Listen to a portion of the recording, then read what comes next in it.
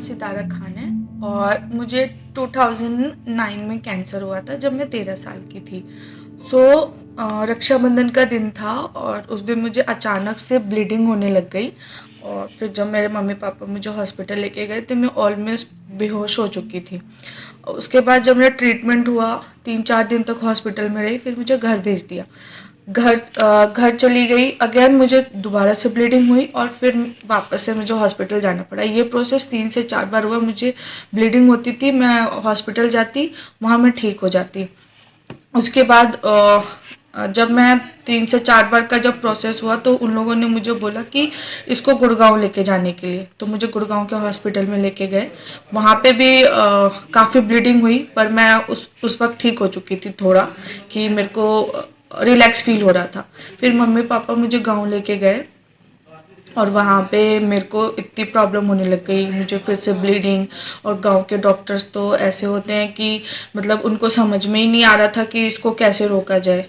तो अचानक से फिर थोड़ा बहुत जैसे तैसे करके उन्होंने मेरी ब्लीडिंग रोकी और उसके बाद मुझे मम्मी पापा दिल्ली लाने लग गए। ट्रेन में मेरा बहुत बुरा हाल हो गया था, ट्रेन भी रोकी गई, बीच में डॉक्टर्स भी आए, वहाँ पे थोड़ा बहुत ठीक हुआ। देन अगेन जब ट्रेन चली दोबारा से मुझे वही ब्लीडिंग, पूरी बॉडी का ब्लड जा चुका था, मैं बेहोश हो चुकी थी वहाँ पे। फिर मुझे इमरजेंसी में पापा गुड़गांव लेके गए। गुड़गांव में वहाँ पे उन्होंने बोला कि इसकी सर्जरी करनी पड़ेगी। तो मम्मी पापा मान गए कि ठीक है, जैसा आपको ठीक लगे। देन सर्जरी हुई।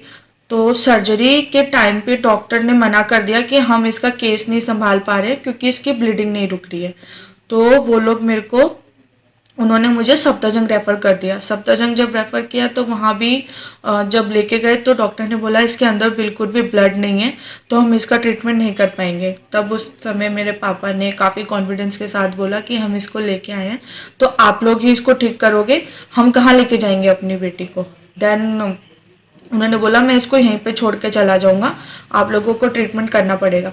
तो जैसे तैसे डॉक्टर्स ने, मेरी फैमिली ने अरेंज किया ब्लड का और उस दिन मुझे 8 यूनिट्स ब्लड चढ़ा।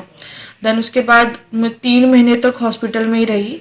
फिर मेरी बायोप्सी का टेस्ट हुआ। जब वो मुझे टेस्ट के लिए लेके गए तो उन्होंने मुझे कोई भी एनेस्थीसिया नहीं दिया।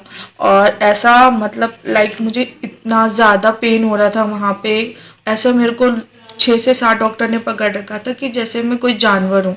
और वो फीलिंग मैं एक्सप्रेस नहीं कर सकती कि अगर आज भी मैं उस चीज़ को सोचती हूँ तो मेरे गूज़बम्प आने लग जाते हैं कि वो चीज़ मेरे साथ ही क्यों हुई। उसके बाद जब कैंसर डिटेक्ट हुआ तो फिर उसके बाद कैंसर का मेरा ट्रीटमेंट स्टार्ट हुआ, कीमोथेरेपी हुई। फिर उसके बाद सर्जरी का टाइम बोला कि इसको सर्जरी करनी पड़ेगी, बिना सर्जरी के ये ठीक नहीं होगा।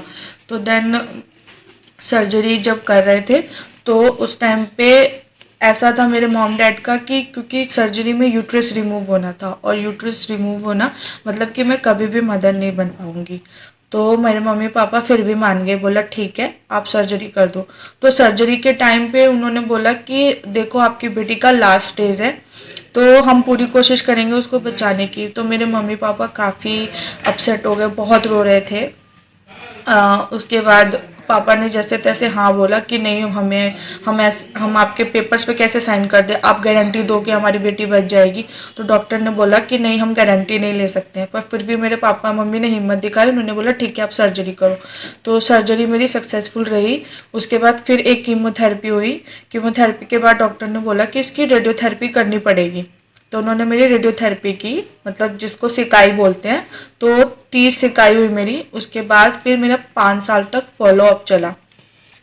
5 साल तक फॉलोअप चला। तो उसके बाद मैं बीच में ये भी आप लोगों से शेयर करना चाहूँगी कि ड्यूरिंग ट्रीटमेंट बहुत सारी दिक्कतें हुई। मेरे पापा जी का एक्सीडेंट भी हो गया था, फिर भी उन्होंने हिम्मत नहीं हारी, बहुत सारी ज़मीनें बेची क्योंकि मेरे ट्रीटमेंट में बहुत पैसा लग गया था।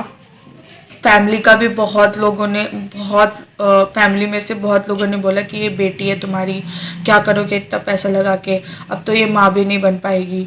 सोसाइटी में भी लोगों ने बोला कि ये तो माँ नहीं बन पाएगी, क्या करोगे बचा के। पर मेरे मम्मी पापा बोले कि नहीं, इसको हम कुछ नहीं होने देंगे, क्योंकि मेरा भाई नहीं है, तो बोला कि यही मेरा बेटा है और कोई बात नहीं, कि ज़रूरी नहीं है कि अगर माँ नहीं बन सकती तो कुछ नहीं कर सकती लाइफ में। तो उन्होंने वहाँ पे वो कॉन्फिडेंस दिखाया। मेरे मम्मी पापा का बहुत ज़्यादा सपोर्ट था। अगर मेरे पापा मुझे सपोर्ट नहीं करते तो मैं आज यहाँ पे अपनी स्टोरी शेयर नहीं कर रही होती।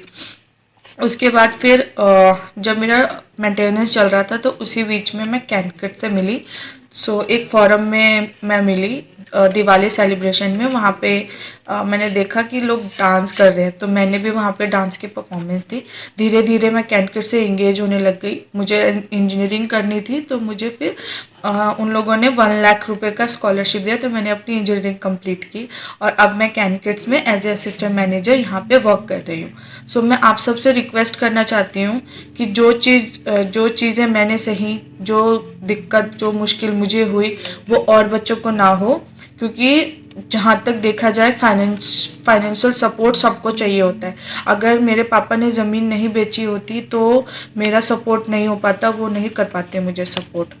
तो मैं आप लोगों से रिक्वेस्ट करना चाहती हूँ कि आप लोग ज़्यादा से ज़्यादा हमें फंड डोनेट करें, ज़्यादा से ज़्यादा, ताकि और भी मदद हो तक। Thank you.